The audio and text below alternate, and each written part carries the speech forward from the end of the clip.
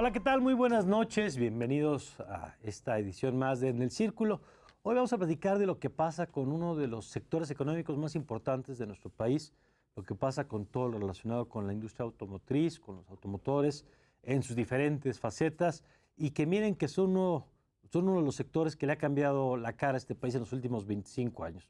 Y para platicar de lo que están viviendo, de cómo ha sido este año, de lo que viene, vamos a platicar con Miguel Elizalde. Miguel es presidente ejecutivo de la Asociación Nacional de Productores de Autobuses, Camiones y Tractocamiones. ¿Qué tal? Muy buenas noches. ¿Qué tal? Buenas noches, Mario. Muchas gracias por la invitación. Gracias a ti. Y está también con nosotros Guillermo Rosales, él es director general adjunto de la Asociación Mexicana de Distribuidores de Automotores. ¿Qué tal? ¿Cómo estás? Mario, muy buenas noches. Muchas gracias por la oportunidad de estar en este programa. Al contrario, gracias a los dos, Miguel, Guillermo. Y empezaría por hacer un poquito de recuento. Este país no se entiende quizás sin el Tratado de Libre Comercio, sin lo que ha pasado en los últimos 25 años. Y quizá uno de los sectores que más se ha transformado en estos 25 años es el tema de los automotores. Yo me acuerdo, pues de niño, la oferta, la cantidad de marcas que había en el país y lo que tenemos hoy, el peso que tenía la economía entonces y lo que representa hoy, ha sido un cambio gigantesco, ¿no?, en estas décadas. Sin duda alguna, el Tratado de Libre Comercio con América del Norte transformó no únicamente a la industria automotriz, sino la forma en la que entendemos los modelos de producción en México. En el caso particular de la industria automotriz, el recuerdo que te llega de tu infancia es muy claro para describir qué es lo que ha ocurrido. Antes de la apertura comercial, en el mercado interno se competían únicamente 5 marcas y era un mercado dominado por los productores. Seguramente te habrá tocado todavía alguna referencia anecdótica en la familia, contar que ibas por un vehículo sedán color blanco y tenías que dejar prácticamente liquidado el vehículo para recoger una guayina amarilla 3 meses después. Que era lo que había. Que era lo que había. Claro.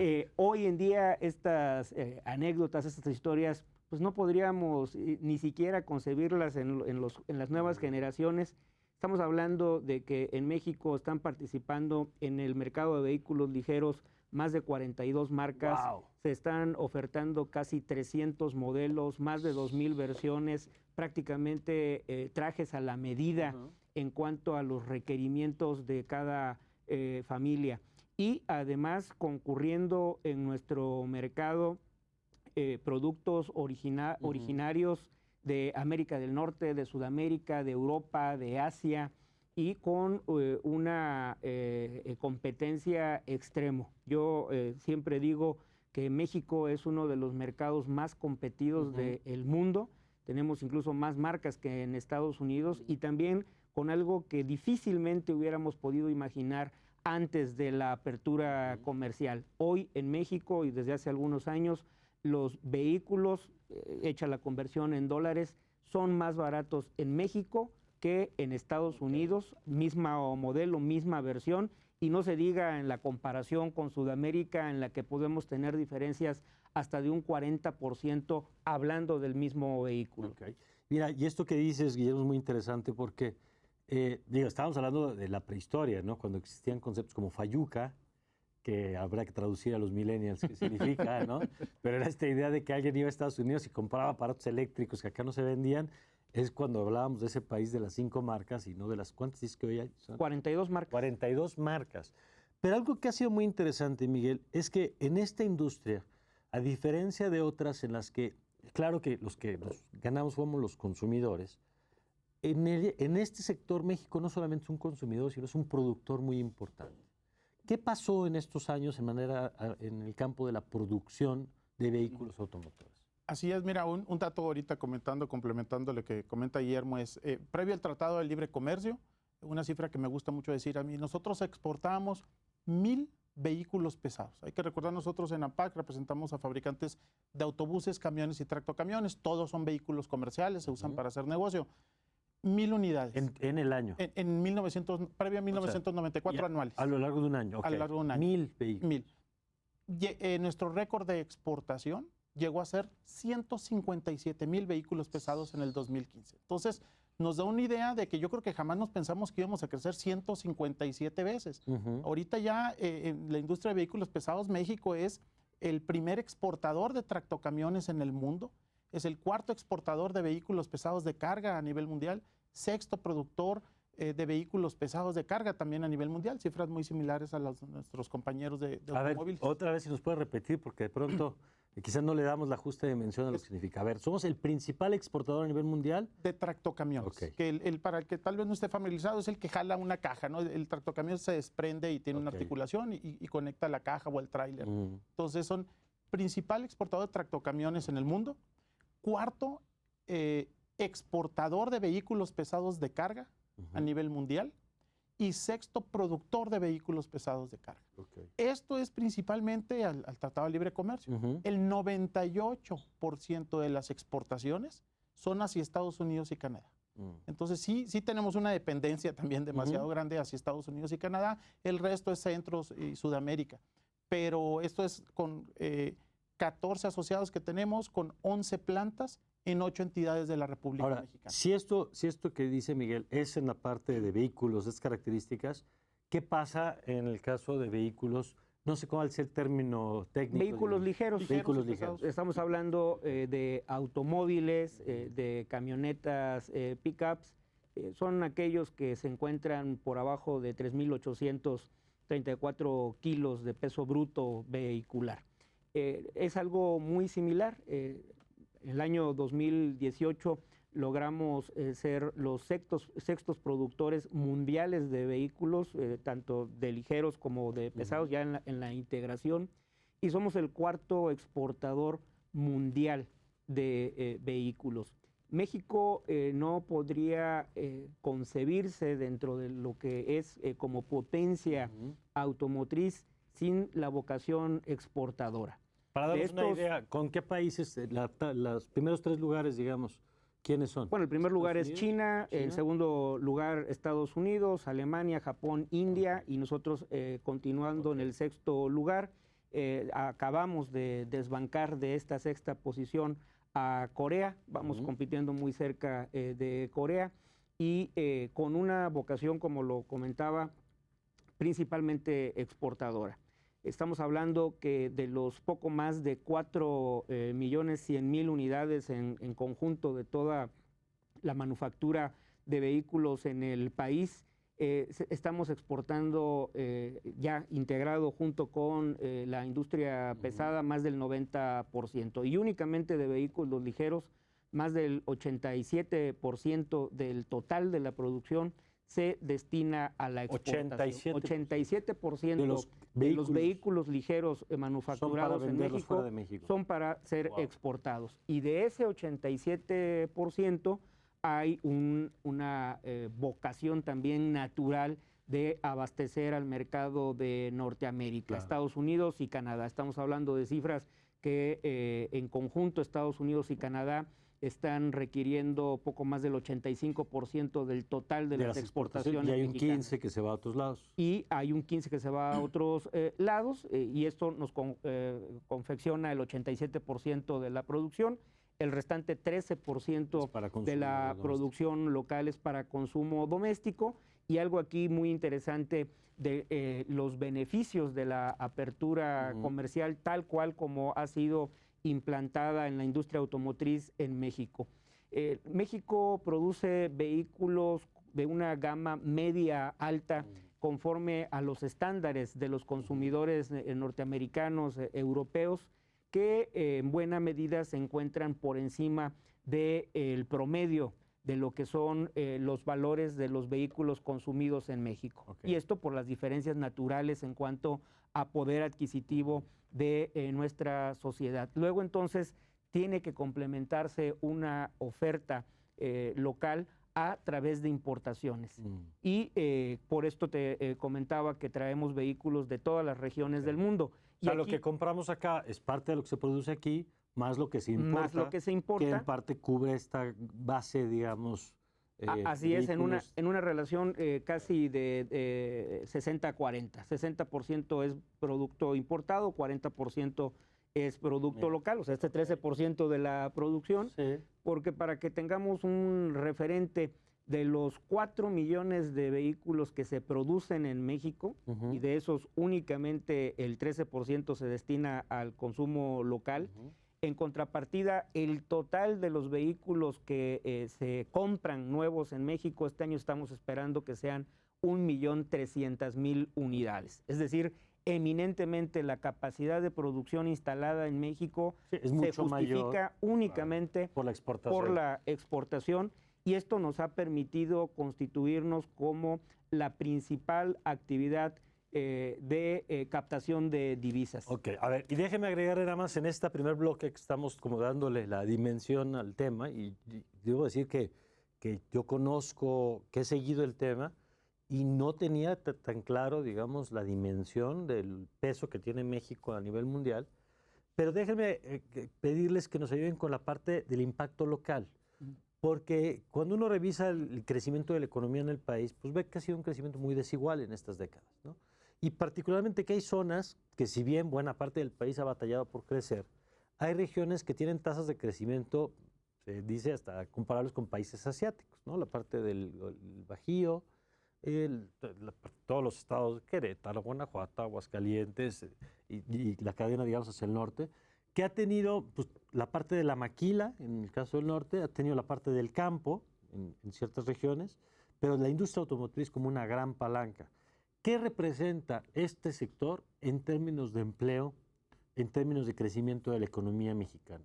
Porque además, y es algo que seguramente nos pueden explicar a Guillermo, no solamente son las plantas, sino es la cadena que trae las plantas. Es decir, hay estados donde seguramente nos pueden ver que dirán, a ver, aquí no hay una planta armadora de autos, pero seguramente hay una planta que hace algo que surte a las armadoras de autos del estado vecino.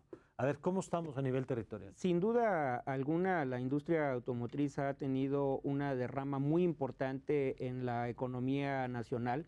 Hablando de empleo, es muy sintomático que únicamente lo que corresponde a las plantas ensambladoras de vehículos, tanto de transporte pesado como ligeros, estaremos hablando de entre 85,000 y 90,000 puestos directos de trabajo. Que trabajan en plantas en armadoras. las plantas armadoras. Okay. Pero en lo que corresponde a la industria nacional de autopartes, estamos llegando casi a 900,000 empleos generados en la producción de autopartes. Que Entonces también es 10 a 1. Es 10 a 1 y prácticamente tiene una contribución también para abastecer a las plantas ensambladoras ubicadas en la región de Norteamérica. Y únicamente lo que corresponde a la red de distribuidores de vehículos, estamos hablando de más de 140,000 empleos. Ya en la distribución. Ya la distribución de vehículos. Y esto tiene además una derrama a otros sectores de la economía que están contribuyendo a la industria automotriz y nos permite estar aportando más del 3% del Producto Interno Bruto y casi el 20% del Producto Interno Bruto manufacturero. A ver, Miguel, cuando hablamos de esta cadena de empleos, ¿de qué sectores hablamos? ¿Cuáles son todos los que van jalando, digamos? Te pongo un ejemplo muy claro. Por ejemplo, las cifras que comentaba Guillermo, la parte de vehículos pesados, representamos 18,500 empleos directos. Pero hay que recordar que los vehículos que nosotros producimos son vehículos comerciales. El impacto que tenemos en el autotransporte en el país es que genera la industria del autotransporte tan solo con operadores 2,5 millones de empleo. Es decir, son los operadores, los choferes de los vehículos pesados que circulan y que son empleados de una empresa transportista. Entonces, y esto impacta hasta el 6% del Producto Interno Bruto. Entonces, eso es un ejemplo del impacto que tiene la industria automotriz tan solo por la parte de vehículos pesados en el autotransporte. 2 millones de empleos y 6% que depende de vehículos eficientes, limpios, seguros. Y en el caso de vehículos pesados, ¿cuáles serían los estados donde hay mayor impacto? Directamente por plantas, por armadoras. Tenemos tenemos en 8 entidades de la República 11 plantas. Tenemos en Baja California, tenemos en Coahuila, tenemos en Nuevo León, tenemos en Estado de México. Guanajuato, en el Estado de México donde tenemos más plantas, tenemos 3 plantas, ahora estuvimos recientemente con el secretario de Movilidad participando en el Estado de México, tenemos en Hidalgo y en Querétaro. Y San Luis Potosí tenemos plantas de remanufactura de motores de vehículos pesados. Creo que no se me pasó ningún. Y en el caso de que a ti te toca la lista un poco más larga, me imagino. Sí, y bueno, con el riesgo de que falte alguno, estamos Que nadie se ofenda. con si falta alguno. con plantas ubicadas en Puebla, en el Estado de México, en Jalisco, Guanajuato, Aguascalientes, San Luis Potosí, Coahuila, Nuevo León, Sonora, y creo que fueron todos. Ok. Bueno, vamos a hacer una pausa, pero regresando de la pausa, después de este primer recorrido aquí con Miguel y con Guillermo, vamos a ver qué ha pasado durante 2019, porque ha sido un año complicado en varios aspectos. Vamos a platicar también de qué pasa con el TEMEC, ahora que se están revisando las reglas y las reglas de origen y las partes que tienen que ser de Norteamérica y lo que eso significa. Y sobre todo vamos a platicar también un poquito más adelante de qué sigue para esta industria, una industria además que tiene desafíos importantes en materia tecnológica, en materia de innovación, en materia de competencia. Pero de eso platicamos regresando a esta pausa. Ya volvemos.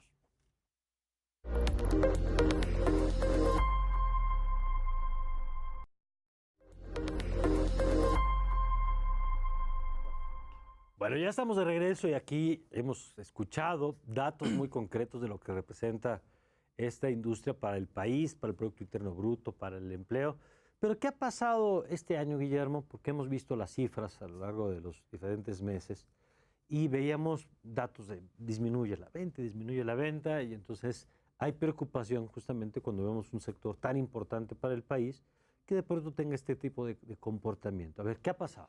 Bueno, el mercado interno automotor se encuentra en crisis. Después de 28 meses en los cuales estamos reportando datos negativos. 28 meses. 28 meses desde junio del 2017 hasta el último dato publicado de octubre, y en estos días estaremos dando a conocer los resultados del mes de noviembre, pero tenemos toda la indicación de que el dato de noviembre también va a ser negativo. Y eso significa, 28 meses que se venden menos vehículos que el mes anterior, ¿o cómo debemos leer? Que el mismo mes del año anterior. Okay. Para poder dar una comparación de lo que esto representa, el año récord de ventas en el mercado mexicano lo establecimos en el 2016, cuando se comercializaron 1.605.000 unidades. Este año 2019, nuestra estimación de cierre es 1.300.000 unidades. Estamos hablando que en un lapso de 3 años ha disminuido poco más de 300.000 unidades la comercialización de vehículos en el país. Son y por 20% menos del mejor año. Números cerrados, es un 20% de caída, y esto pues tiene un impacto en empleo, en inversión, en las expectativas de crecimiento para la red. ¿A qué atribuyen ustedes? Bueno, son factores múltiples. Después de un periodo de expansión muy importante que tuvimos del 2013 al 2016, en el que se alinearon las estrellas. Por el lado de la oferta hubo una competencia creciente, la llegada de nuevos jugadores al mercado mexicano que favoreció a los consumidores, pero por otro lado también tuvimos, y esto favoreciendo a la demanda, las tasas de interés más bajas de la historia, las tasas de inflación más bajas de la historia, una constante incremento del empleo formal, y esto combinado, mayor empleo formal con tasas bajas y mayor competencia del lado de la oferta crediticia, eso hizo que mucha gente se detonara la demanda y el acceso al financiamiento, y por ende la posibilidad de adquirir un vehículo nuevo. Esto transmutó a partir del segundo semestre del 2017, en el que tuvimos un incremento sensible en la inflación y por ende en las tasas de interés, lo cual enfrió la demanda. se vio afectada de manera más relevante la compra de los vehículos de menor precio. Había habido un esfuerzo muy importante de quienes estaban accediendo a un primer empleo o a un primer empleo formal, compraban con mucho esfuerzo, mucho sacrificio. Con estos cambios en las tasas de interés y en también el impacto de la devaluación que tuvimos del 2014 al 2015, que no se había visto reflejado hasta 2017, pues nos hizo más difícil que las capas de ingreso medio-bajo pudieran ya ser susceptibles a la autorización de un financiamiento. ¿Y de 17 para acá? Y 2018 tuvimos la persistencia de estos factores que he referido, pero se agregaron también ya la natural incertidumbre que va ligada a un periodo de elecciones como las que tuvimos el año pasado. Y bueno, ya para este 2019 no se han logrado recuperar el poder adquisitivo de los consumidores de ingresos medios bajos, y los segmentos tanto de población como de tipo de vehículos que seguían teniendo un buen comportamiento. Estamos hablando de los vehículos de usos múltiples, de los automóviles de lujo, es decir, los vehículos de mayor precio, también entraron en crisis este año porque tuvimos como producto de las nuevas políticas de gobierno despidos en el sector público que además impactaron en incertidumbre en los que todavía conservan su empleo, pero que no saben si los seguirán manteniendo. Porque esto que dice Guillermo, comprar un vehículo, y ahorita vamos a platicar de lo que pasa con los vehículos pesados también, pero en principio comprar un vehículo es un acto de confianza y de fe. Sin duda alguna es una demostración de confianza en el futuro de mi economía. Claro, porque es muy difícil que alguien llegue y pague de jalón. Estamos hablando que el 60% de la venta de vehículos nuevos en México tiene como origen el otorgamiento de un crédito. 60%. 60%. Llegó a ser un poco mayor. En el 2016 estábamos hablando de niveles del 65%.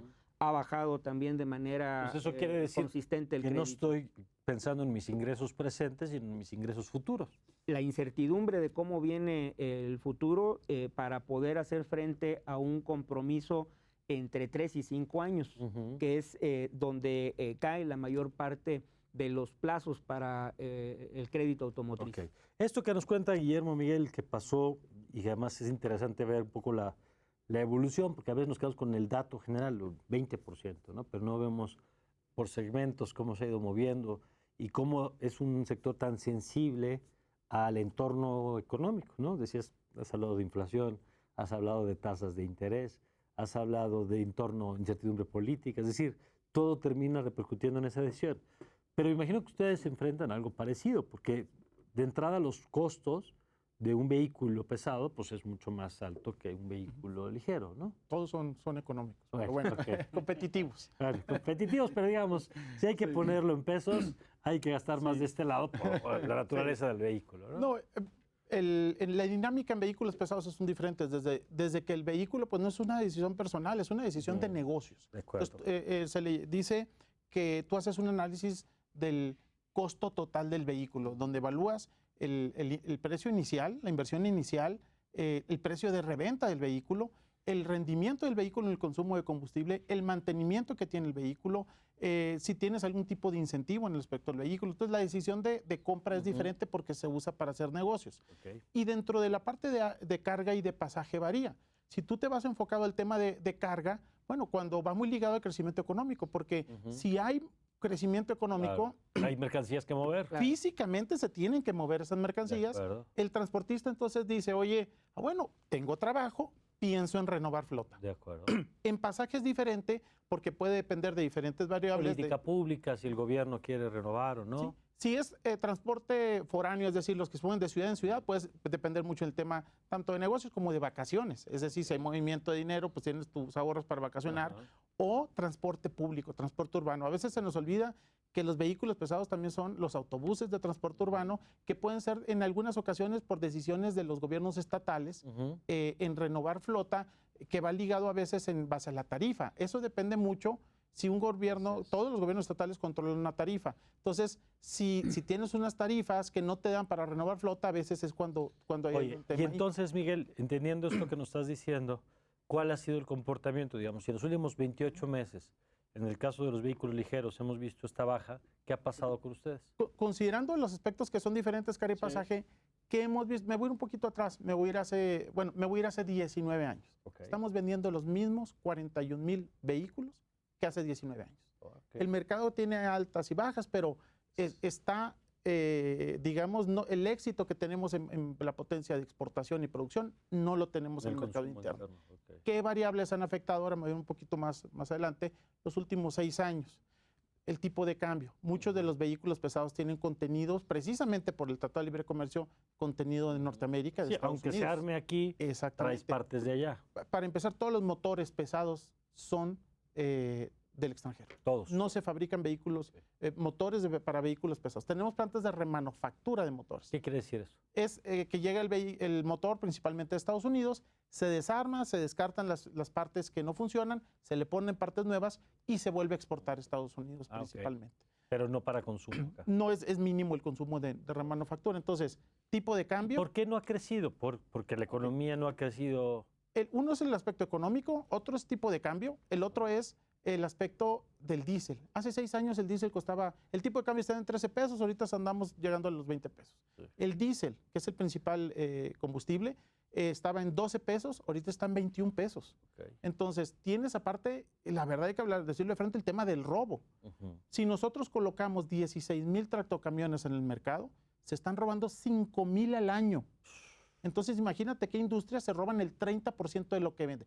No quiere decir que son los mismos 15,000 nuevos que vendemos, claro, pero es una cifra importante. No, pero es un sector que impacta en los seguros. Exactamente. Y eso impacta en el precio, digamos, del empresario que está metiéndole ahí dinero. Y todo esto afecta, pues, los costos de operación de la empresa de transportes y por eso se complica un poco más la renovación. Ahora, en este año en particular, y ahora yéndonos al año 2019, ha sido un año con cambios normativos importantes, muy positivos en el aspecto de que avanzamos a nuevos dispositivos de seguridad, pero entre un vehículo tiene más dispositivos de seguridad. Un ejemplo es todos los vehículos que se emplacan en el SCT deben de traer frenos ABS ya, que nosotros lo promovimos y fue algo muy positivo. Bueno, esto incrementa la inversión inicial del vehículo también.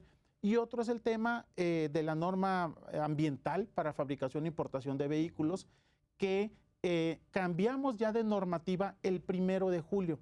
Nosotros le llamamos a las normas, es un binomio que le llamamos Euro 4, EPA 4, y avanzamos ya al Euro 5, EPA 7. El Euro es la tecnología ambiental de Europa y la EPA es la tecnología ambiental de Estados Unidos. Hoy el estándar es más alto. Sí, es Euro 5, EPA 7. Okay. Entonces, siempre que hay un cambio normativo ambiental, se genera una distorsión. Entonces, incrementamos o si no hay incentivos, que no los hubo este año, pues se genera un efecto de precompra. Entonces se incrementan las ventas el primer semestre y se caen las ventas el segundo semestre. Vamos a cerrar, si seguimos con esta tendencia, 1% arriba respecto al año pasado. Pero inclusive la proyección que vemos para el siguiente año es casi 5% de una caída por todos estos factores. Caída. Para el próximo año. Así es. Aunado a que hay otra norma ambiental que debemos de cumplir en diciembre de 2020, que hace obligatorio el diésel del trabajo azufre, que no hay suficiente en el país. Y que me explicabas que Pemex no lo está produciendo, que es el principal abastecedor. Lo está produciendo, pero no de manera suficiente. Es decir, Pemex abastece el 75% del diésel del mercado. El resto es por privados. Se importa el resto del 25%. Pero de lo que abastece Pemex, digamos, de lo que produce, 60 o 50, digamos mitad y mitad es limpio y mitad es diésel regular.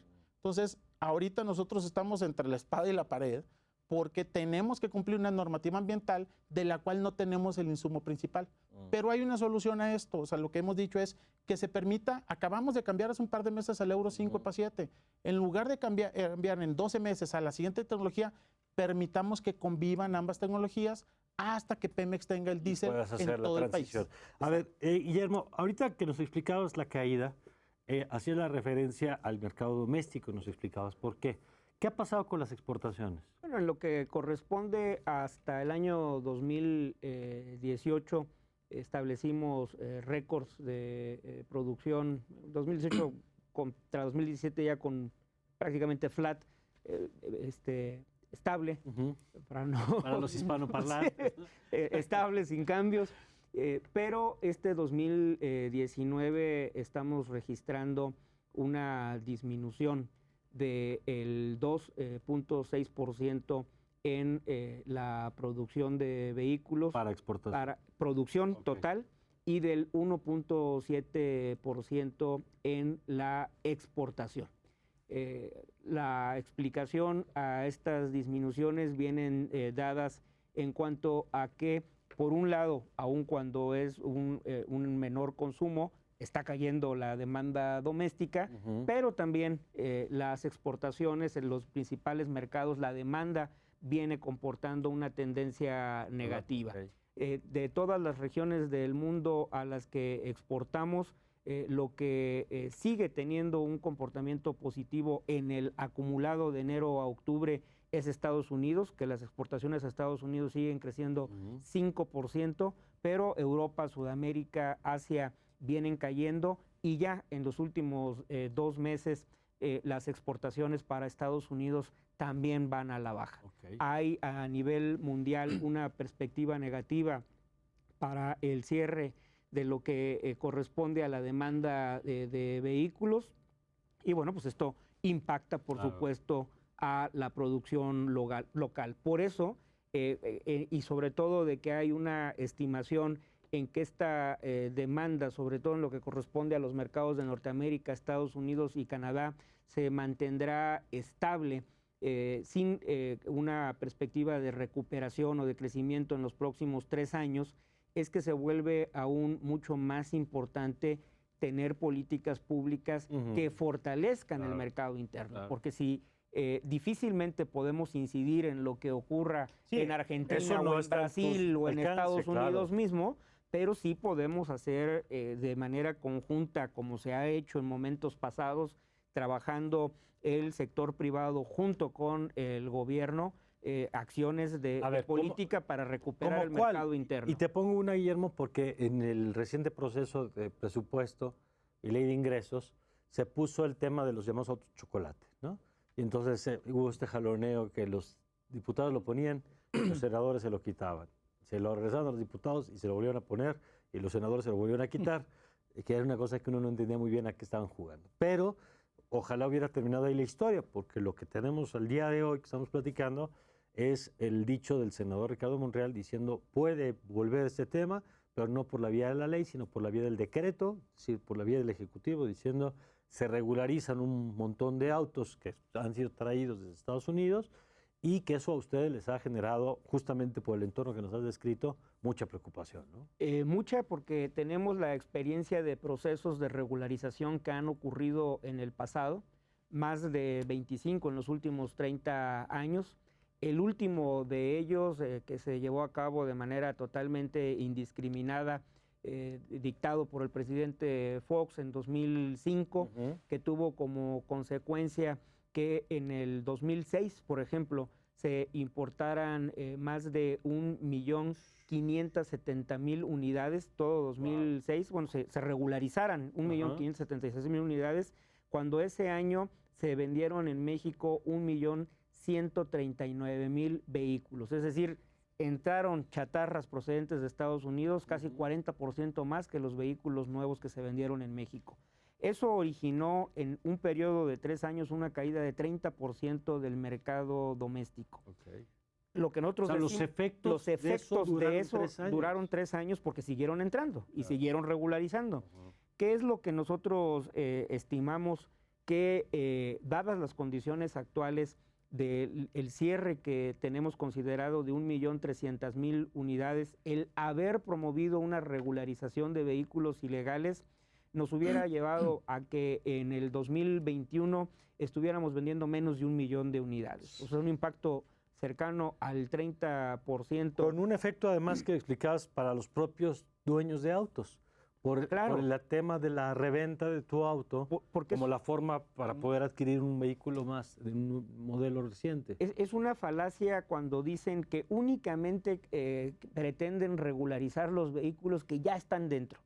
Cuando se abre un proceso de regularización de vehículos de contrabando, es una invitación para que lleguen muchos más en ese lapso de regularización que los que ya se encuentran circulando. Y esto es totalmente de acuerdo a la ley de la oferta y la demanda. Si saturas la oferta, la base de las antigüedades, 9, 10 años de antigüedad de estos vehículos, lo que va a propiciar es un efecto en cascada.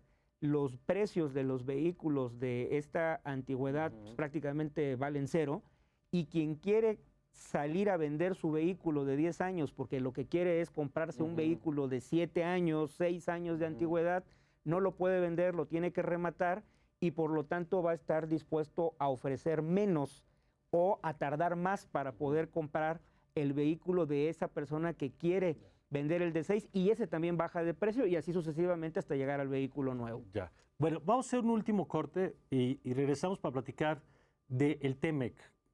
¿Qué pasa con las nuevas reglas? Estamos todavía entre si va a haber o no va a haber TEMEC. Yo creo que sí va a haber TEMEC, pero no sabemos si este año o el que sigue. Y otros temas que están ahí, como el asunto de la innovación tecnológica, desde vehículos autónomos, que a lo mejor todavía vemos lejanos, pero quizá no tan lejanos, el tema de la automatización en las plantas y lo que eso significa de desafío también pues, para la industria a nivel mundial. Si les parece, de eso platicamos regresando de este corte.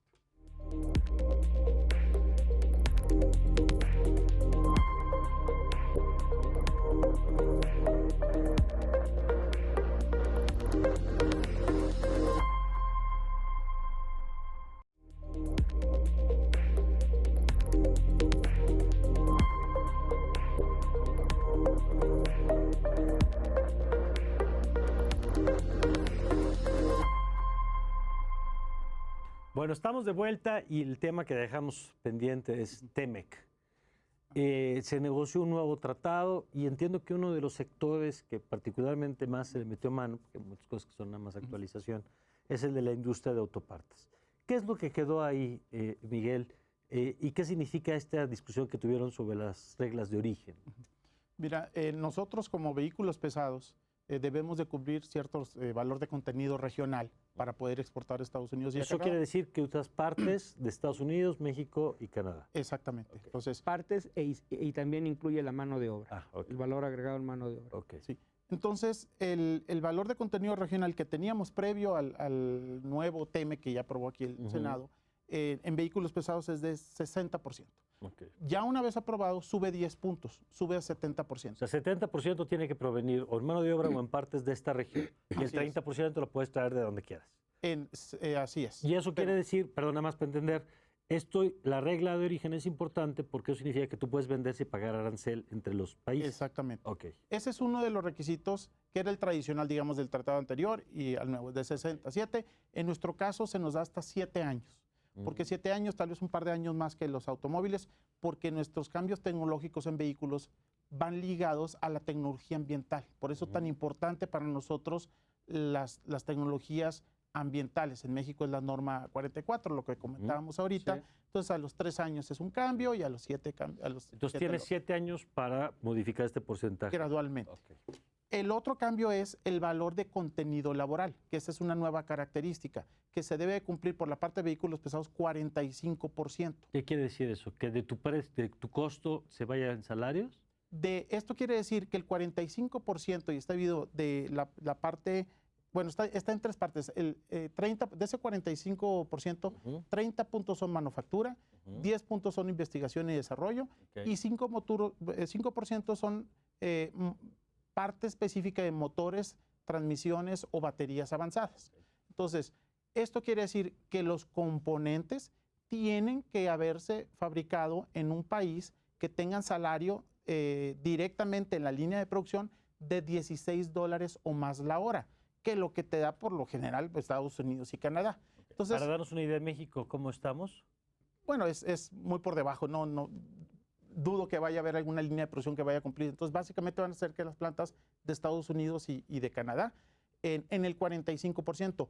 La propuesta original era que el 50% del contenido fuera de Estados Unidos. Entonces, ya se flexibilizó un poco en esa parte. Y el tercer punto es respecto al acero y el aluminio. Y se pide que el 70% de las compras de las plantas que puede ser la de los 3 países, porque hay plantas que tienen, empresas que tienen plantas en México, en Estados Unidos y Canadá, el 70% de las compras tiene que ser de acero y aluminio de la región. Ok. Entonces ya no quedó específico solo Estados Unidos, ya quedó más amplio. Para que no le México. compres a China, para que no lo traigas de otro lado. Pues para fortalecer un poco la región. Entonces, Ok. y nomás es esto, por supuesto que implica una inversión que va a tener que hacer toda la industria en lograr estos objetivos. ¿Esto que se acordó lo ves razonable? Lo vemos alcanzable, lo vemos razonable por la parte de vehículos pesados. Todas nuestras plantas, digamos, van a poder cumplirlo, pero sí va a requerir de una inversión en más que nada trabajar con tu cadena de proveeduría, con el Tier 1, Tier 2, para poder desarrollar, tener los certificados, y es parte de lo que estamos haciendo ahorita. ¿Certificados en qué? Certificados en la parte de que ahorita tú compras acero y aluminio y no dices, pues ¿dónde es? Ahorita ya van a necesitar un certificado que diga que ese acero y ese aluminio se compró en la región. Oye, ¿y esto sí va a tener un efecto en el incremento en el pago de los salarios? Que es una de las preocupaciones que tenían. Y nada más para entender, el argumento de Estados Unidos y Canadá era que al tener la diferencia salarial tan marcada entre Estados Unidos, Canadá y México, pues era una ventaja competitiva para México que se traducía en traslados de plantas y que parte de lo que en efecto el TLC sí no resolvió, el TLC nos trajo muchas cosas buenas, pero no ayudó a reducir significativamente la brecha salarial entre esos países y nosotros. Yo creo que en el corto plazo no va a haber un incremento porque tú siempre vas a tener la opción de no cumplir ninguno de estos requisitos y pagar el arancel. Entonces compites contra el arancel que pudieras llegar a pagar. Entonces tal vez a mediano o largo plazo se desarrolle este tipo en la parte laboral, pero no creemos que vaya a tener un impacto directo en el corto plazo. Claro. Es más que nada cumplir con estos requisitos para no cubrir el arancel. Ahora, Guillermo, si esto fue lo que se negoció, lo que nos acaba de explicar Miguel, en el caso de los vehículos ligeros, ¿qué pasó?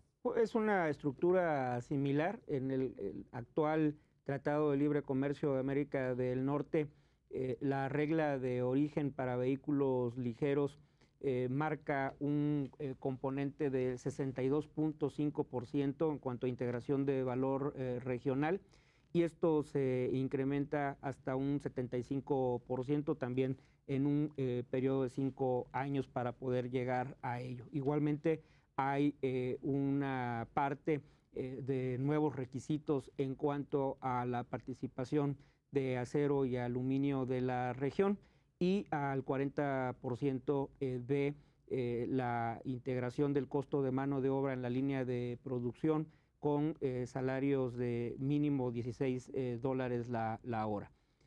Como comenta Miguel... O sea, que nada más para darnos una idea, el salario mínimo, ¿estamos en qué nosotros?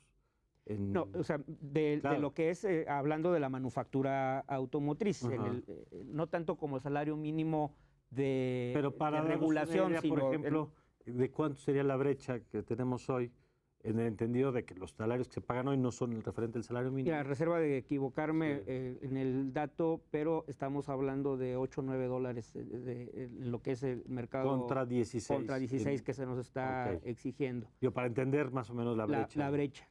Ahora, hay que entender también cuál era el riesgo en el que estuvimos. O sea, iniciamos la negociación o la renegociación del Telecán y que terminó en el TEMEC en la parte de negociación, falta la ratificación,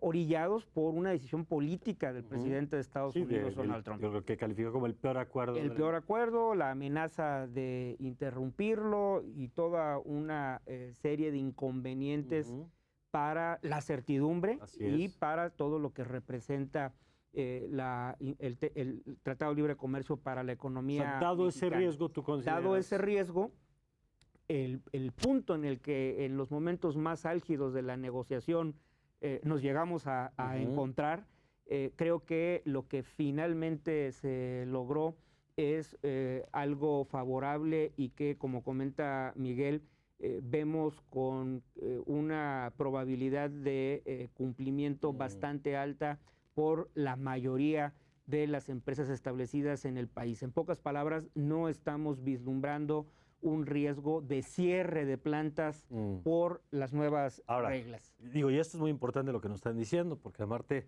por eso iniciamos justamente la conversación hoy hablando del impacto local porque la gente que vive vinculada con esta industria, pues ve con mucha preocupación todas estas notas de si se ratifica y qué se está negociando.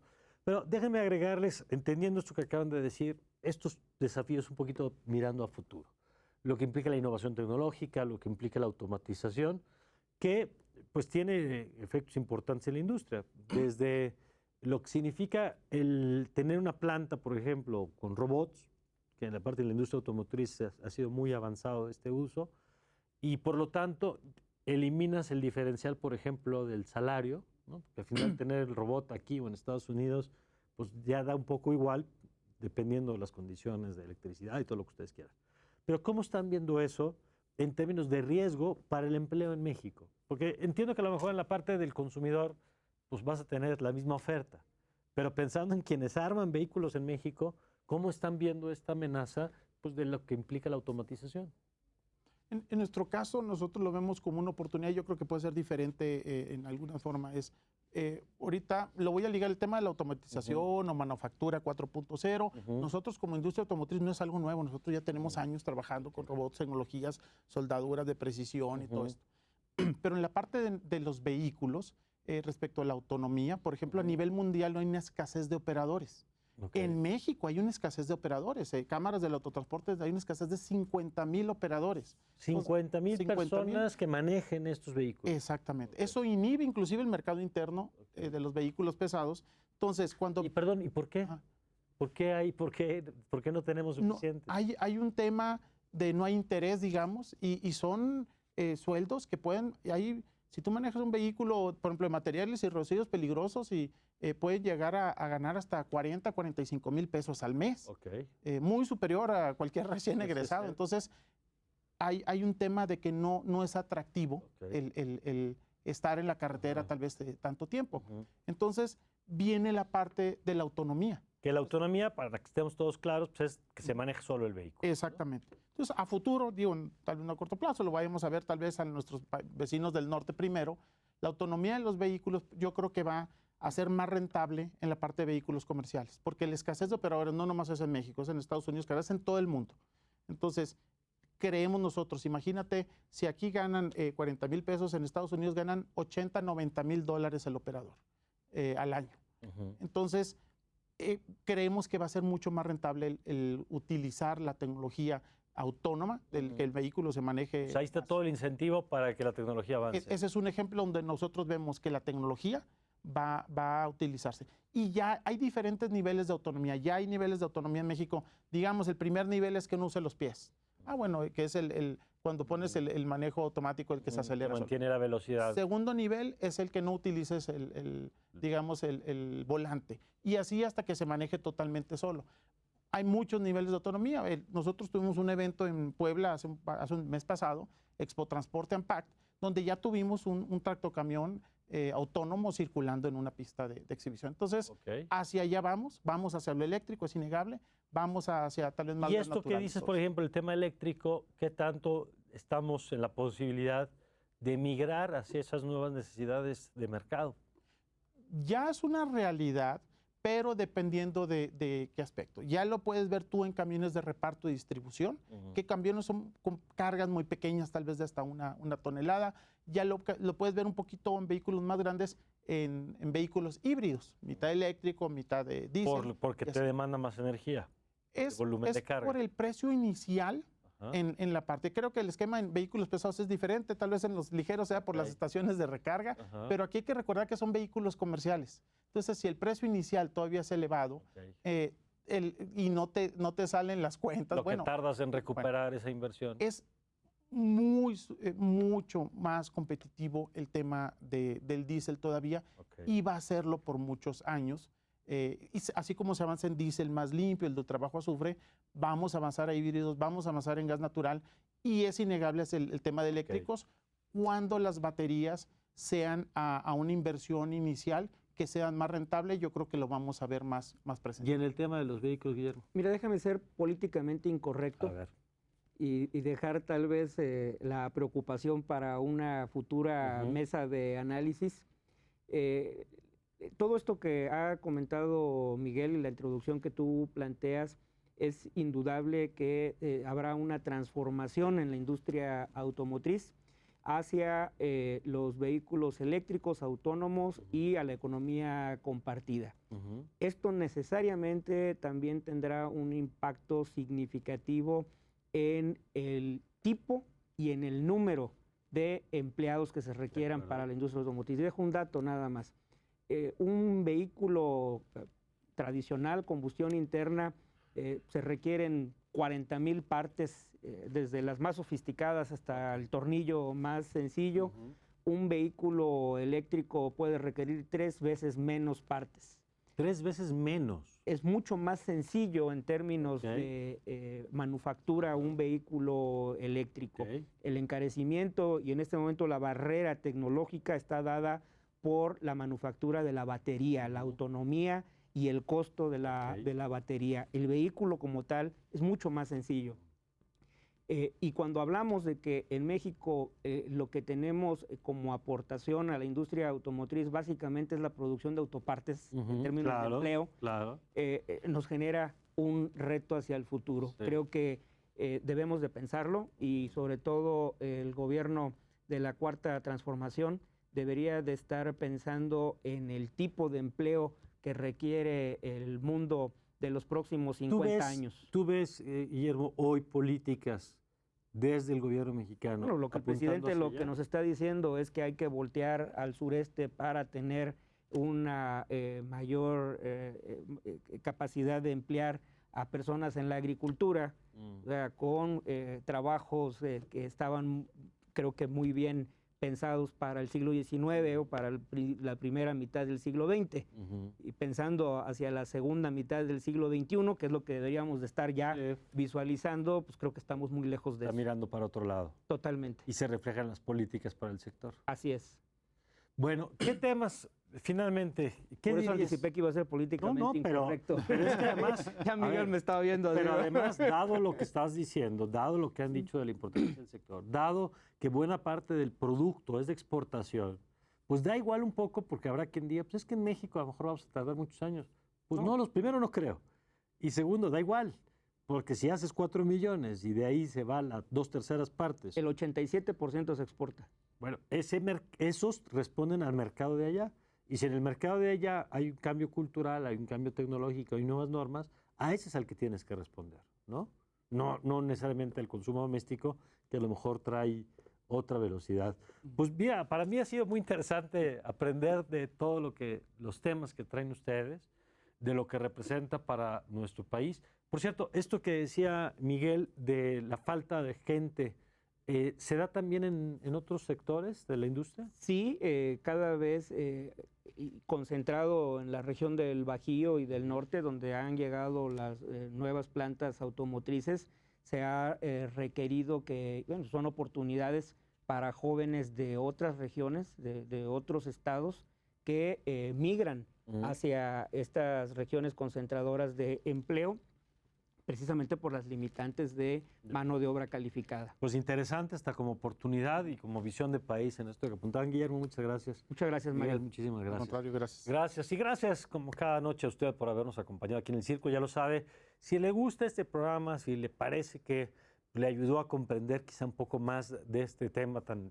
interesante y tan complejo, puede compartirlo a través de nuestras redes sociales, a través de YouTube, a través de Twitter, de Facebook. Y como siempre le invito a que continúe con la programación de Justicia TV y que nos acompañe en las próximas ediciones. Yo soy Mario Campos y como siempre le deseo que tenga usted una magnífica, pero una magnífica noche.